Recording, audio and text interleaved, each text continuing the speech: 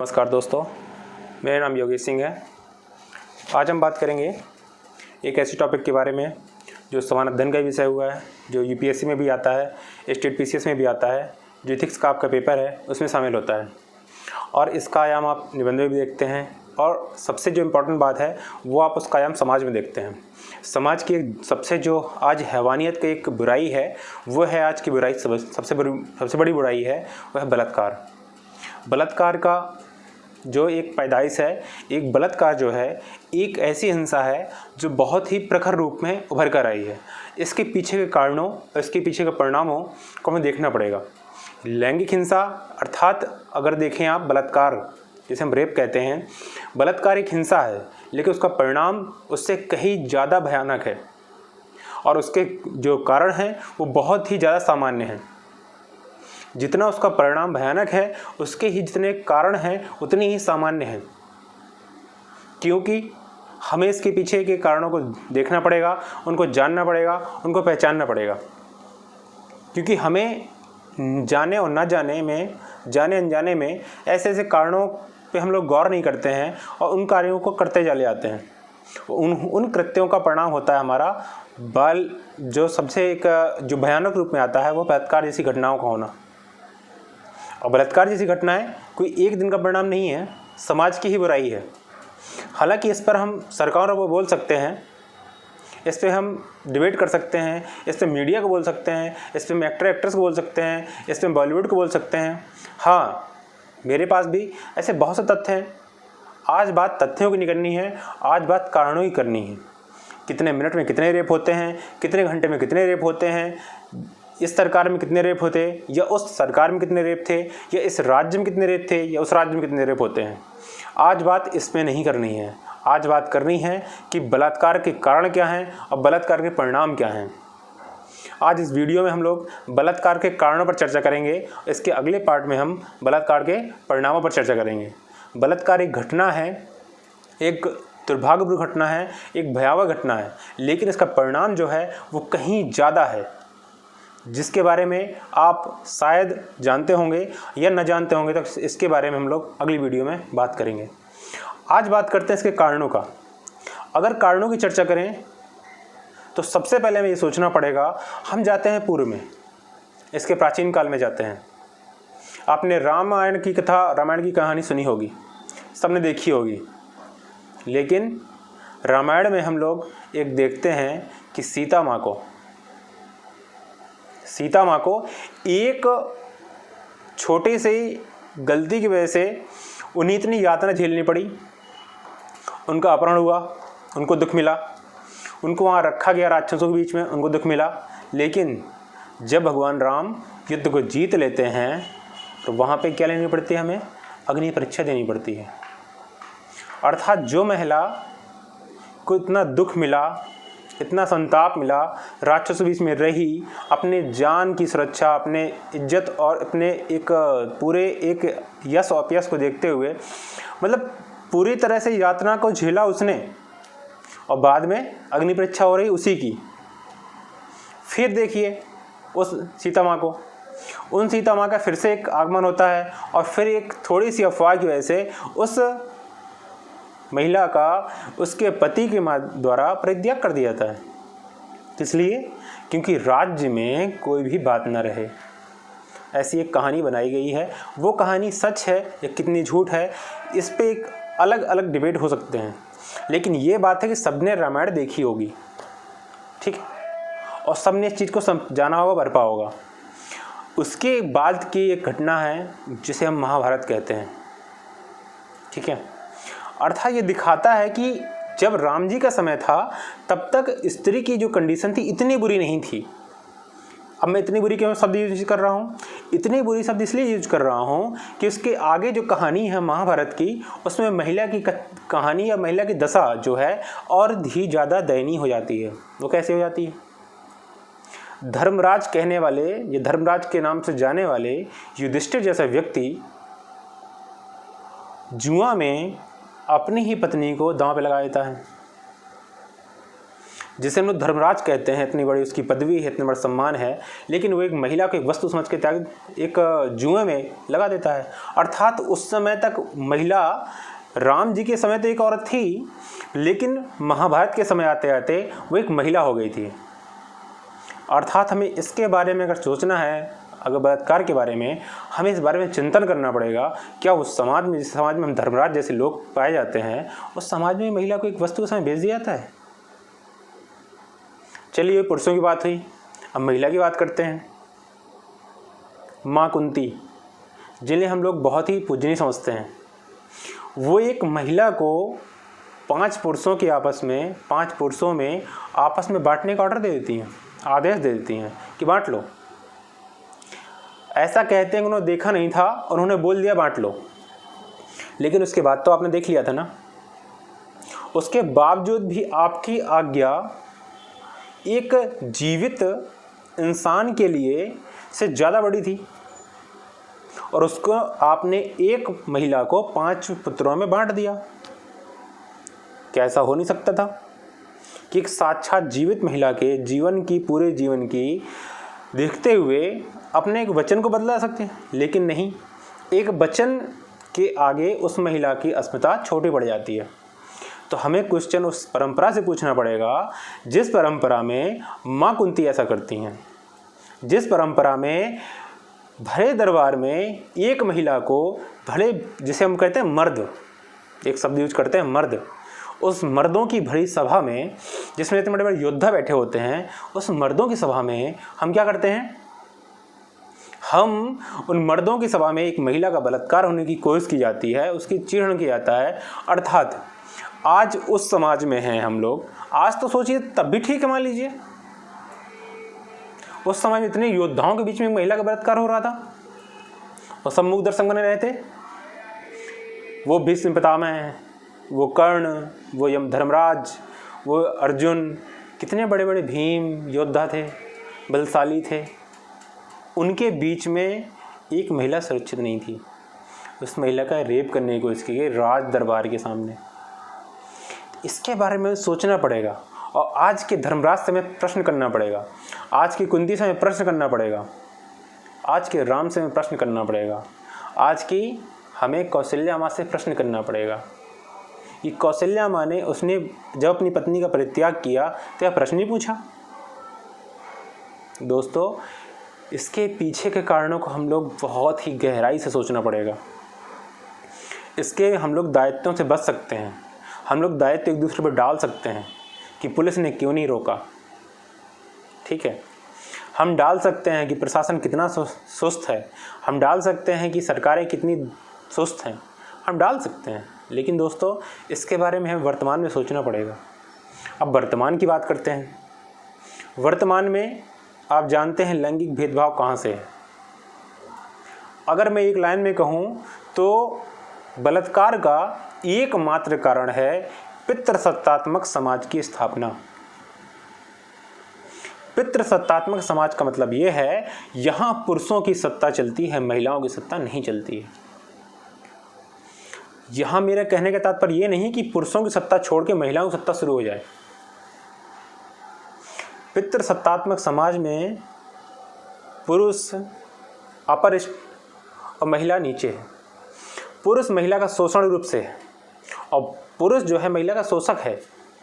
जब शोषक होगा तो हीनता की और सुपीरियर इन्फीरियर की भावना आ जाएगी। तो आज यहाँ पे पैदाइश होती है बलात्कार की उस सोच से, जहाँ पे माँ अपने बेटे की गलतियों को छिपा लेती है। पैदाइश होती है उस सोच से, जहाँ भाई अपनी बहन को तो 4 शब्द कहता है, लेकिन खुद 4 महिला मित्रों के साथ में संबंध बना रहा होता है। आज यहाँ आज बलात्कार पैदाइश है उस सोच की जहाँ पे दहेज प्रथा जैसी कुरीति है। आज पैदाइश है उस सोच की जहाँ पर महिला को दबाने की कोशिश की जाती है। ऐसा सोचा जाता है कि महिला दबा के रखो, नहीं तो बिगड़ जाएगी। ये सोच, आज बलात्कार जैसी घटना उस सोच की पैदाइश है जिस पे हम ये सोचते हैं अगर महिला को पढ़ा दिया जाएगा तो वो समाज के दायरे से तोड़कर परिवार की संस्था को नष्ट कर देगी। आज हमारे सामने बहुत बड़ी विडंबना है क्योंकि हमें सोचना पड़ेगा कि आखिरकार ये जो बलात्कार हैं होते क्यों हैं। बलात्कार का जो कारण है वो समाज है। जैसे देखिए, सरकार कितने भी नियम बना दे, कितने भी ऐसे कोड बना दे, फास्ट ट्रैक कोड, ये बलात्कार जैसे कृत्य रुकने वाले नहीं हैं। जैसे 1856 में विधवा पुनर्विवाह अधिनियम बना। 1856 में लगभग 150 साल कंप्लीट हो गए, उससे भी ज़्यादा कंप्लीट हो गए। 150 सालों के बाद भी आज विधवा की शादी कराने में कितनी समस्या आती है आप जानते हैं। दहेज प्रथा अधिनियम बना, आज के 50 साल हो गए, लेकिन आज भी दहेज चल रहे हैं, क्योंकि समाज ने उस कुरीति को स्वीकार कर लिया हुआ है। समाज उस कुरीति को दूर नहीं करना चाहता। ऐसे ही बलात्कार जैसी घटनाएं, बलात्कार जिसका विभत्स रूप है, उसके पीछे के जो कारण हैं, उन कारणों को हमने स्वीकार कर लिया है। समाज ने स्वीकार कर लिया है कि पुरुष महिला से आगे है।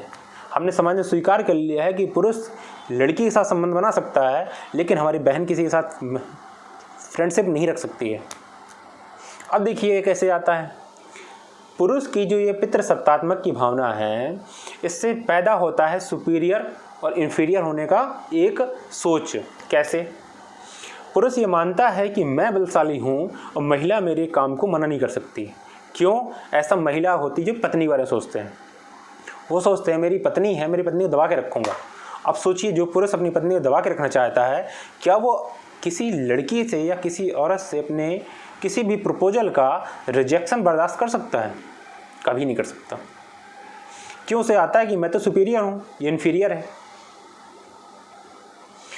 पति को पत्नी और भाई को बहन, माँ को बेटी, ये सब जो व्यवहार है समाज में चल रहा है, ये पैदा करता है हिंसा। और पितृसत्तात्मक समाज बनाता है पुरुष को हिंसक। क्यों? क्योंकि यहाँ पे ये सोच है कि पुरुष ही बलशाली है, पुरुष ही काम करने के लायक है, पुरुष बाहर निकलने के लायक है, पुरुष ये सब मसल्स पावर रखता है, जैसे करते हैं मर्द, वो पुरुष के लिए यूज होता है। ठीक है, तो ये जो समाज है हमारा, ये पैदा करता है हमारी सोच को। किस सोच को? बलात्कारी सोच को। बलात्कारी सोच को पैदा करती वो माँ जो बेटी के खुश होने पर, बेटी के पैदा होने पर खुश नहीं होती है। बलात्कारी है वो भाई जो अपनी बहन के बॉयफ्रेंड बर्दाश्त नहीं करता, लेकिन अपनी गर्लफ्रेंड के साथ कुछ भी करने को तैयार होता है। बलात्कारी हर वो बहन जो अपने भाई की कमियों को दबाती है। बलात्कारी है हर वो बाप जो अपने बेटे की गलतियों को बर्दाश्त करके उनको बढ़ावा देता है। बलात्कारी है हर वो पिता जो अपनी बेटे के लिए दहेज की मांग करता है। बलात्कारी आज वो समाज जो महिलाओं को दबाने का प्रयास करता है। बलात्कारी है वो समाज जो महिलाओं को पढ़ाने और महिलाओं की बराबरी पर चिढ़ता है। बलात्कारी आज हर वो चीज़ है जिसके पीछे का कारण आज पुरुष की एक पीछे की पितृसत्तात्मक सोच है। बलात्कार कोई एक 2-4 दिन की घटना नहीं है। बलात्कार उत्पन्न होता जाति से, बलात्कार उत्पन्न होता धर्म से, बलात्कार होता जाति संघर्ष से। जो क्षत्रिय है, जो ब्राह्मण है, जो अपर स्टेज है, जो समझती है कि जो नीचे जाति के होते हैं वो शोषण के लिए होते हैं, बलात्कार की भावना वहाँ पैदा होती है। बलात्कार पैदा होता धर्म से, धार्मिक जो कट्टरता है वो जन्म देती है। एक लव जिहाद क्या है? लव जिहाद है बलात्कार को पैदा होने का एक रास्ता। जाति संघर्ष क्या है? अपर जाति, लोअर जाति, नीच जाति, हरिजन जाति, दलित जाति, ये बलात्कार को पैदा करने के माध्यम है। इसलिए जब तक ये जातिवाद है, जब तक ये अपर और लोअर का चीज़ है, जब तक ये समाज में विचारधारा है, जब तक दहेज जैसी कुरीति है, जब तक जैसी हिंसा जैसी कुरीति है, और जब तक ये पितृसत्तात्मक अगर एक वर्ड में कहा जाए, जब तक ये है, तब तक आप बलात्कार जैसी घटना को रोक नहीं पाएंगे। वो होती रहेंगी।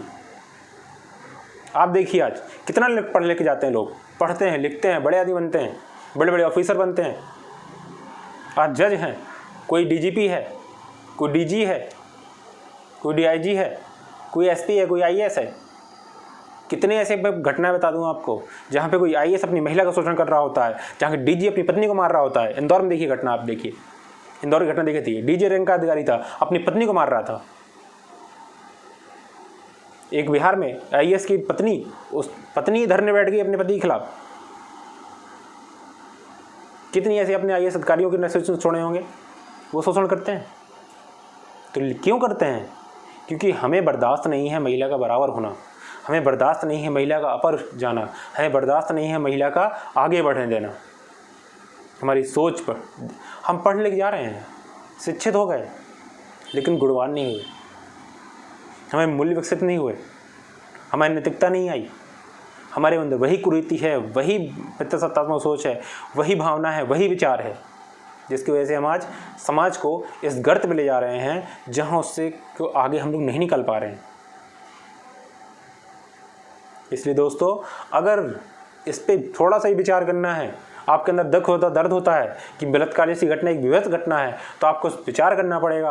आपको उस सोच पर जो पैदा होती है राम के समय, जो पैदा होती है महाभारत के समय, जो पैदा होती है आधुनिक काल में, ठीक है, उस सोच को देखना पड़ेगा। और समाज, आप सोशल एक्टिविस्ट मत बनिए, सोशल रिफॉर्मर बनिए। आज कमी हो गई है सोशल रिफॉर्मर की। आज समाज में सोशल एक्टिविस्ट मिल रहे हैं, सोशल रिफॉर्मर नहीं मिल रहे। क्यों नहीं मिल रहे? इसका भी कारण है, क्योंकि आज हम लोग सोशल रिफॉर्मर को स्वीकार नहीं कर पा रहे। और मैं ये कहूँगा, सोशल रिफॉर्मर को कभी स्वीकार नहीं किया।